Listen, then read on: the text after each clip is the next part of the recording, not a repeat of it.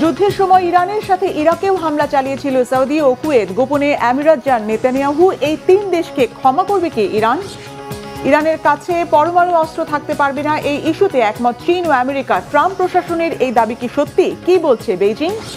Shakira, Madonna আর তরুণীদের heartthrob BTS ইতিহাসে এই প্রথম এক মঞ্চে ঝড় তুলতে আসছেন। তাদের প্রস্তুতির এক ঝলক দেখব আজ। আসসালামু আলাইকুম, দেখছিলেন Bangla vision world news headline. Iran America যুদ্ধের সময় শুধু খামেনির দেশ নয়, ইরানের মিত্র ইরাকেও হামলা চালিয়েছিল সৌদি আরব ও কুয়েত। এবার নতুন করে এমন বিস্ফোরক তথ্য জানালো বার্তা সংস্থা রয়টার্স। তারা বলছে ইরাকে থাকা ইরান সমর্থিত শিয়া মিলিশিয়াদের অবস্থান লক্ষ্য করে এই হামলা চালিয়েছে তারা। ইরান যুদ্ধে ইরাক, লেবানন, ইয়েমেনের মুসলিমরা সহায়তা করলেও বরাবরই বিশ্বাসঘাতকতা করেছে সৌদি, আমিরাত ও কুয়েত। আর এখন এটি প্রমাণিত বলে মনে করছেন বিশ্লেষকেরা। শুধু ইরান নয়, গোটা বিশ্বের মুসলিমরা কি কখনো এই বিশ্বাসঘাতকদের ক্ষমা করবে? শহীদ আরাফাতের ডেস্ক রিপোর্ট। ইরান আমেরিকা যুদ্ধের সময় শুধু খামেনির দেশ নয়, ইরানের মিত্র ইরাকেও ভয়াবহ বিমান হামলা চালিয়েছিল সৌদি আরব। এমনকি কুয়েত থেকেও ইরাকের মাটিতে ভয়াবহ হামলা চালানো হয়েছিল সে সময়ে। নতুন করে এই গোপন ও চাঞ্চল্যকর তথ্য প্রকাশ করেছে বার্তা সংস্থা রয়টার্স। তারা বলছে ইরান সমর্থিত শক্তিশালী শিয়া মিলিশিয়া গোষ্ঠীগুলোর অবস্থান লক্ষ্য করে এই হামলা চালায় রিয়াদ। তবে যুদ্ধের সময় এই বিমান হামলার তথ্যগুলো গোপন রাখা হয়েছিল। সে কারণে প্রতিবেদনটি প্রকাশ হওয়ার আগ পর্যন্ত বিশ্ববাসী জানত যুদ্ধের সময় ইরানের হামলার জবাবে কোনো পাল্টা হামলা চালায়নি সৌদি আরব ও কুয়েত। কিন্তু এই প্রতিবেদন প্রকাশের পর সামনে চলে এসেছে মুসলিম দেশ হয়েও সৌদি আরবের ইরান ও ইরাকের মাটিতে হামলা চালিয়ে বিশ্বাসঘাতকতা করার বিষয়টি। ইরান তো বটেই, মুসলিম বিশ্বের ইতিহাস কি কখনো ক্ষমা করবে সৌদি আরব ও কুয়েতকে? তেহরান ও ওয়াশিংটন যুদ্ধের সময় আমেরিকা ইসরায়েলের হামলার জবাবে সৌদি সহ মধ্যপ্রাচ্যের 6টি দেশের মার্কিন ঘাঁটি, জ্বালানি ডিপো ও আমেরিকা সংশ্লিষ্ট অবস্থানে একের পর এক হামলা চালায় ইরান। রয়টার্স বলছে এসব হামলায় ইরান সমর্থিত শিয়া মিলিশিয়া গোষ্ঠীগুলো হাজার হাজার ড্রোন ও মিসাইল হামলা চালিয়েছিল। সৌদির দাবি, সে হামলার জবাবেই তারা ইরাকের উত্তরাঞ্চলে ইরান সমর্থিত গোষ্ঠীগুলোর ওপর হামলা চালিয়েছে।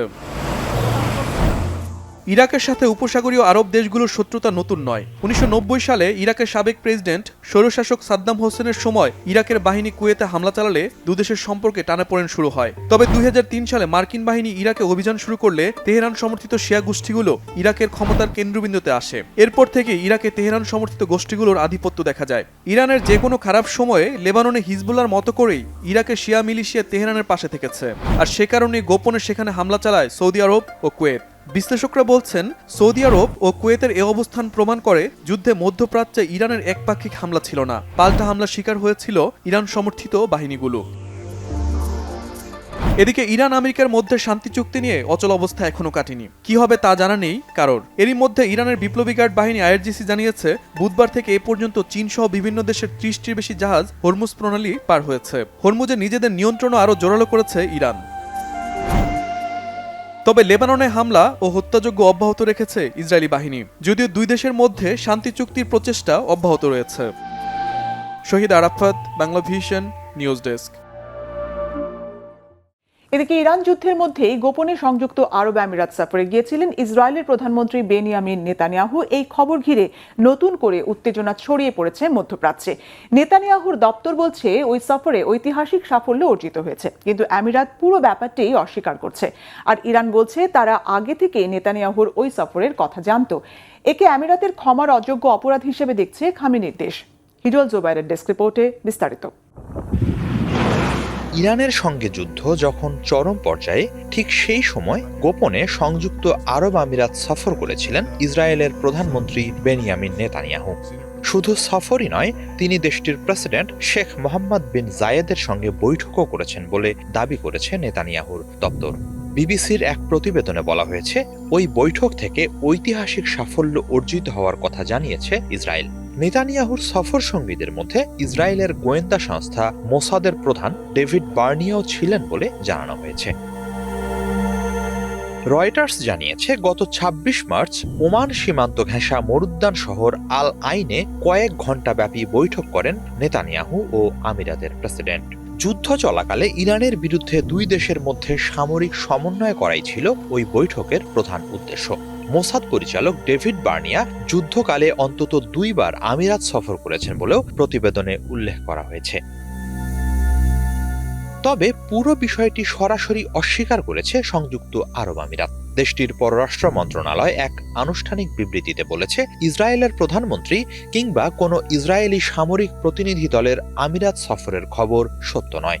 আমিরাত আরও জানিয়েছে, ইসরায়েলের সঙ্গে তাদের সম্পর্ক প্রকাশ্য এবং তা কেবল আব্রাহাম অ্যাকর্ডসের কাঠামোর মধ্যেই পরিচালিত হচ্ছে। এর বাইরে কোনো গোপন বা অনানুষ্ঠানিক সমন্বয়ের অভিযোগকে তারা ভিত্তিহীন বলে দাবি করেছে। অন্যদিকে ইরানের পররাষ্ট্রমন্ত্রী আব্বাস আরাকচি বলেছেন, নেতানিয়াহুর ওই কথিত গোপন সফরের বিষয়টি তেহরান আগেভাগেই জেনে গিয়েছিল। সামাজিক যোগাযোগ মাধ্যম এক্সে দেওয়া এক পোস্টে তিনি লেখেন, ইসরায়েল এখন প্রকাশ্যে সেই কথাই স্বীকার করছে যা ইরানের গোয়েন্দা সংস্থাগুলো বহু আগেই জানিয়েছিল। ইসরায়েলের সঙ্গে ইরান বিরোধী আঁতাত করা দেশগুলোর প্রতি কড়া হুঁশিয়ারি দিয়ে আরাকচি বলেছেন, ইরানের মহান জনগণের বিরুদ্ধে অবস্থান নেওয়া এক বিপজ্জনক জুয়া এবং ইসরায়েলের সঙ্গে গোপন সহযোগিতা ক্ষমার অযোগ্য। যারা বিভাজন তৈরির উদ্দেশ্যে ইসরায়েলের সঙ্গে হাত মেলাচ্ছে তাদের অবশ্যই জবাবদিহির মুখোমুখি হতে হবে বলে হুঁশিয়ারি দিয়েছেন তিনি। এই উত্তেজনার মধ্যেই নতুন বিতর্ক তৈরি করেছেন ইসরায়েলে নিযুক্ত মার্কিন রাষ্ট্রদূত মাইক হাকাবি। সম্প্রতি তিনি জানান, ইরানের মুহুর্মুহু হামলা মোকাবেলায় সংযুক্ত আরব আমিরাতকে সহায়তা করতে ইসরায়েল তাদের আয়রন ডোম প্রতিরক্ষা ব্যবস্থা থেকে ক্ষেপণাস্ত্র প্রতিরোধী ব্যাটারি পাঠিয়েছিল। তিনি বলেন, ট্রাম্পের প্রথম দফায় স্বাক্ষরিত আব্রাহাম অ্যাকর্ডসের মাধ্যমে ইসরায়েল ও আমিরাতের সম্পর্ক শুধু কূটনৈতিক নয়, সামরিকভাবেও গভীর হয়েছে। ইরান যুদ্ধে এই গভীরতা আরও বেড়েছে বলে দাবি করেন হাকাবি। এর আগে ওয়াল স্ট্রিট জার্নালের এক প্রতিবেদনে জানানো হয়, যুদ্ধ চলাকালে সংযুক্ত আরব আমিরাত গোপনে ইরানের ওপর একাধিক হামলাও চালিয়েছিল, যদিও বিষয়টি প্রকাশ্যে স্বীকার করেনি আমিরাত। প্রতিবেদনে বলা হয়, এপ্রিলের শুরুতে ইরানের লাভান দ্বীপের একটি তেল শোধনাগারে হামলায় জড়িত ছিল সংযুক্ত আরব আমিরাত। সার্বিক প্রেক্ষাপটেই আমিরাতের ওপর ব্যাপক ক্ষুব্ধ ইরান। এসব কারণে যুদ্ধের মাঝে দেশটিকে গুড়িয়ে দেওয়ার পরিকল্পনাও বিবেচনা করছিল তেহরান। কট্টরপন্থী ইরানিদের মতে, পার্শ্ববর্তী দেশ আমিরাত ক্রমশ ইসরায়েলের ঘাঁটি হয়ে উঠছে, যা কোনোভাবেই মেনে নেওয়া যায় না। হিজল জোবায়ের, বাংলা ভিশন। ইরানের কাছে পরমাণু অস্ত্র থাকতে পারবে না এবং হরমুজ প্রণালী খুলে দিতে হবে, এই দুই ইস্যুতে একমত হয়েছেন মার্কিন প্রেসিডেন্ট ডোনাল্ড ট্রাম্প ও চীনের প্রেসিডেন্ট শি জিনপিং। এমন দাবি করেছে হোয়াইট হাউস। চীন সফরে যাওয়া প্রেসিডেন্ট ট্রাম্পকে বর্ণাঢ্য উষ্ণ অভ্যর্থনা দিলেও তাইওয়ানের স্বাধীনতায় সহায়তার বিরুদ্ধে কড়া হুঁশিয়ার দিয়েছেন চীনের প্রেসিডেন্ট। এমন সময় দুই নেতার মধ্যে বৈঠক হলো যখন ইরান যুদ্ধ বন্ধের চাপ বাড়ছে ট্রাম্পের উপর। চীন কি সত্যি ইরানের পরমাণু অস্ত্রের বিরুদ্ধে আমেরিকার সঙ্গে একমত হয়েছে? বিস্তারিত মেহরাব হোসেন খানের ডেস্ক রিপোর্টে। প্রায় এক দশকের বিরতি স্থানীয় সময় বুধবার সন্ধ্যায় বেইজিংয়ে অবতরণ করেন চীনের চিরপ্রতিদ্বন্দ্বী যুক্তরাষ্ট্রের প্রেসিডেন্ট ডোনাল্ড ট্রাম্প। দুই দেশের বৈরী সম্পর্কের ইতিহাস থাকলেও রাষ্ট্রীয় অতিথিকে বর্ণাঢ্য কায়দায় বরণের আয়োজনে কমতি রাখেনি বেইজিং।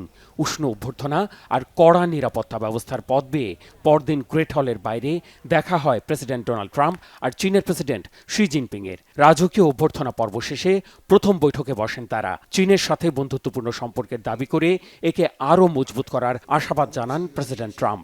এমনকি প্রেসিডেন্ট শি জিনপিংকে মহান নেতা সম্বোধন করে তার বন্ধু হতে পারাকে গর্বের বিষয় বলতেও দ্বিধা করেননি তিনি।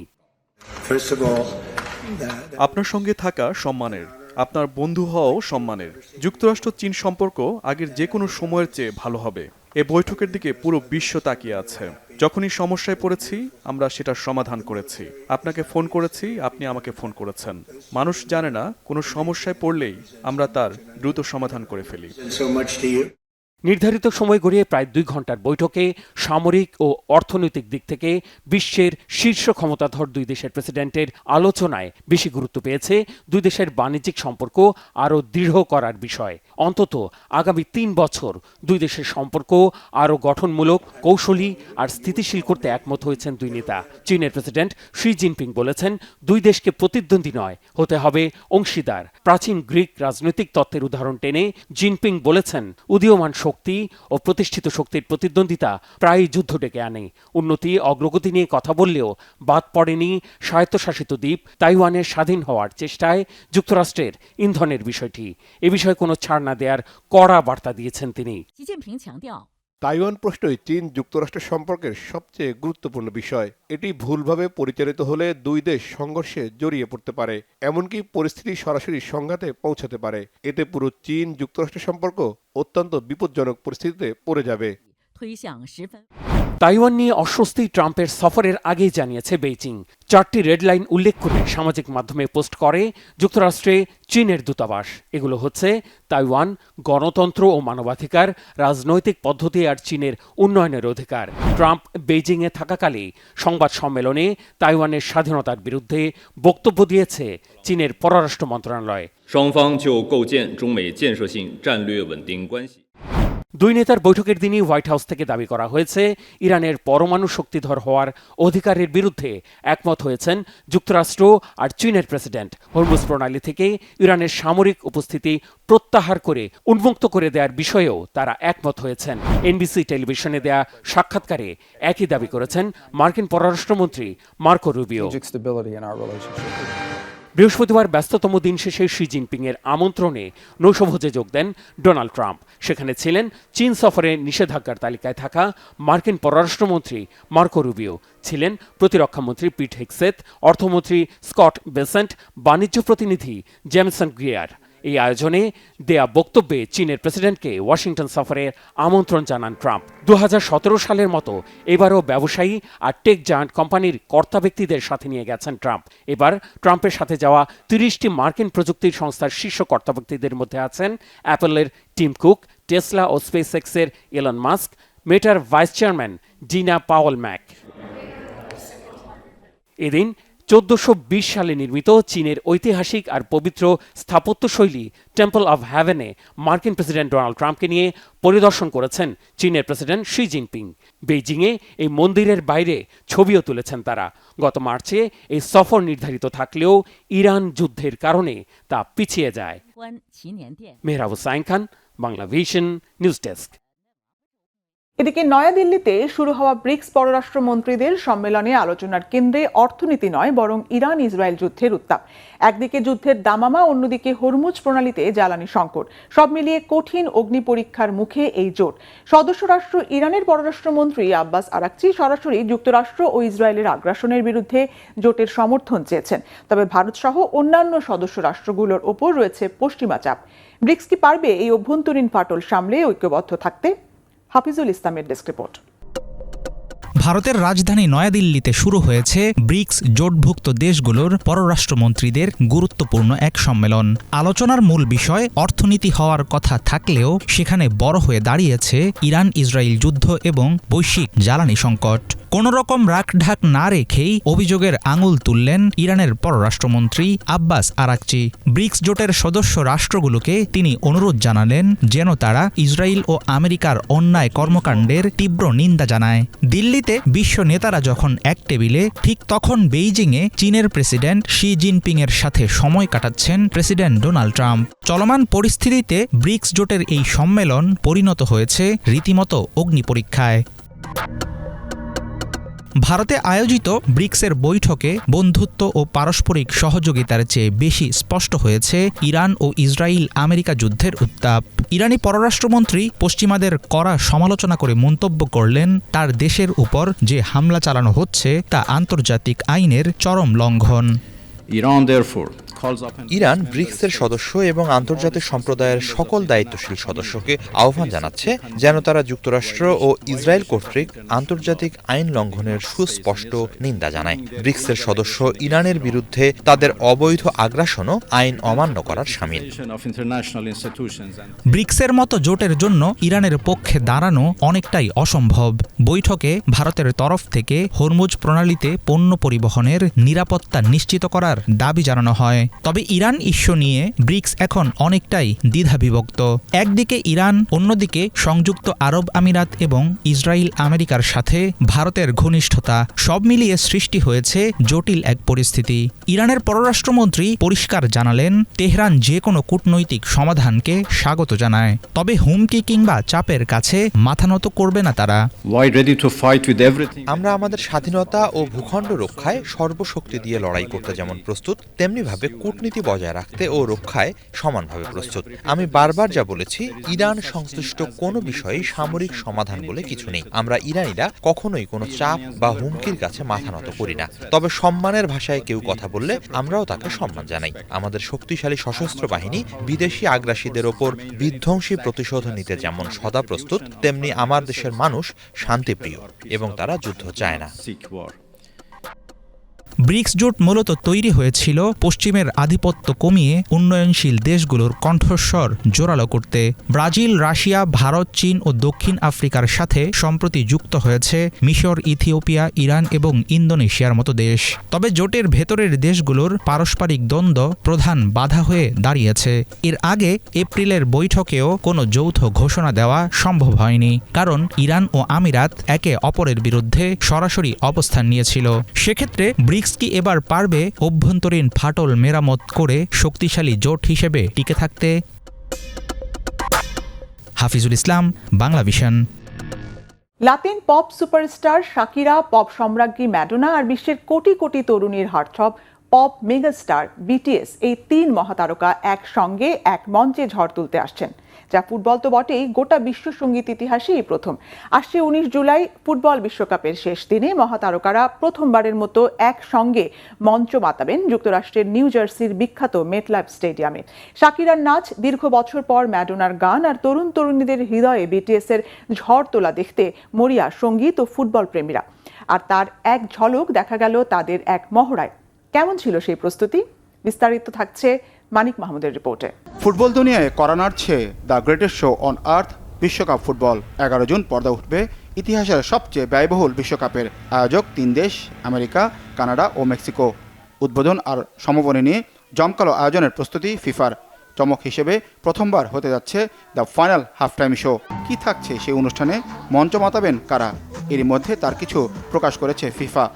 বিশ্বকাপের থিম সং ওয়াকা ওয়াকা গানে দর্শক মাতানো লাতিন সুপারস্টার শাকিরা নাচে আর গানে মাতাবেন মঞ্চ। পারফর্ম করবেন পপ আইকন ম্যাডোনা। সারা দুনিয়াতে আকাশ ছোঁয়া জনপ্রিয়তার কে পপ সেন্সেশন বিটিএস তাদের নতুন অ্যালবামের গান নিয়ে আসবে বিশ্বকাপের মঞ্চে। শোয়ের কিউরেটর হিসেবে থাকছেন কোল্ড প্লে ব্যান্ডের প্রধান ভোকালিস্ট ক্রিস মার্টিন। মেটলাইফ স্টেডিয়ামে চলছে প্রস্তুতির শেষ মুহূর্তের কাজ। ফিফা প্রেসিডেন্ট জিয়ানি ইনফান্তিনো সামাজিক মাধ্যমে লিখেছেন, ফিফা বিশ্বকাপ 2026 ফাইনালের হাফ টাইম শো হবে এক বিশেষ মুহূর্ত, যেখানে একসাথে থাকবে সঙ্গীত, ফুটবল এবং শিশুদের জীবনমান উন্নত করার অঙ্গীকার। এবারের বিশ্বকাপে অংশ নিচ্ছে 48টি দল, ম্যাচ সংখ্যা 104টি।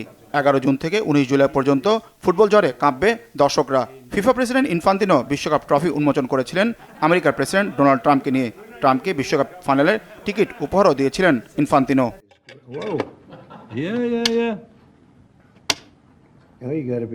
গত বছরের ক্লাব বিশ্বকাপে উত্তর আমেরিকায় হয়েছিল ফাইনালের half time show. Manik Mahmud, Bangla Vision, sports desk. 48,000 বছরের পুরনো ভয়ঙ্কর জম্বি ভাইরাস সক্রিয় হচ্ছে আবারও। সম্প্রতি বরফের নিচে এমন ভয়াবহ ভাইরাসের জীবাণু খুঁজে পাওয়ার দাবি করেছেন বিজ্ঞানীরা। তারা বলছেন, গ্লোবাল ওয়ার্মিংয়ের কারণে হাজার হাজার বছর ধরে জমে থাকা বরফ দ্রুত গলতে থাকায় বেরিয়ে আসছে অজানা সব বিপদ, যা মানব জাতির জন্য হতে পারে ভয়ঙ্কর হুমকি। ফলে আতঙ্ক দেখা দিয়েছে মাটির গভীরে লুকিয়ে থাকা আরও প্রাণঘাতী জীবাণু কি আবার ফিরে আসতে পারে কিনা। অতীতে অ্যানথ্রাক্স ছড়িয়ে পড়ার ঘটনাও সেই আশঙ্কাকে জোরালো করে। তাহলে কি আসছে নতুন কোনো অজানা মহামারী? বিস্তারিত ইমরান মাহমুদের ডেস্ক রিপোর্টে। সাইবেরিয়ার জনমানবহীন এক প্রান্তর, দিগন্তজোড়া শুধু ধূসর বরফ। একে বলা হয় পার্মাফ্রস্ট, অর্থাৎ এমন এক মাটি যা হাজার হাজার বছর ধরে 0 ডিগ্রি সেলসিয়াসের নিচে জমাট বেঁধে আছে। কিন্তু বিশ্বজুড়ে জলবায়ুর পরিবর্তনের প্রভাবে এখন সেই দৃশ্যপট দ্রুত বদলে যাচ্ছে। পৃথিবীর তাপমাত্রা যতই বাড়ছে ততই দ্রুত গলছে এই আদিম বরফ। আর সেই বরফ গলার সাথে সাথে বেরিয়ে আসছে এমন কিছু যা আধুনিক মানব সভ্যতার জন্য হয়ে উঠতে পারে চরম এক দুঃস্বপ্ন। সম্প্রতি ফরাসি বিজ্ঞানীরা সাইবেরিয়ার এই জমাট বাঁধা বরফের নিচ থেকে উদ্ধার করেছেন প্রায় 48,500 বছর পুরনো একটি ভাইরাস। অবাক করা বিষয় হলো, হাজার হাজার বছর হিমশীতল অন্ধকারে থাকার পরও ভাইরাসটি ল্যাবরেটরিতে পুনরায় জীবিত এবং সক্রিয় হয়ে উঠেছে। বিজ্ঞানীরা এর নাম দিয়েছেন জম্বি ভাইরাস। যদিও দেখা গেছে এই নির্দিষ্ট ভাইরাসটি কেবল অ্যামিবাকে আক্রমণ করে এবং মানুষের জন্য সরাসরি ক্ষতিকর নয়। তবে এটি একটি বড় বিপদ সংকেত।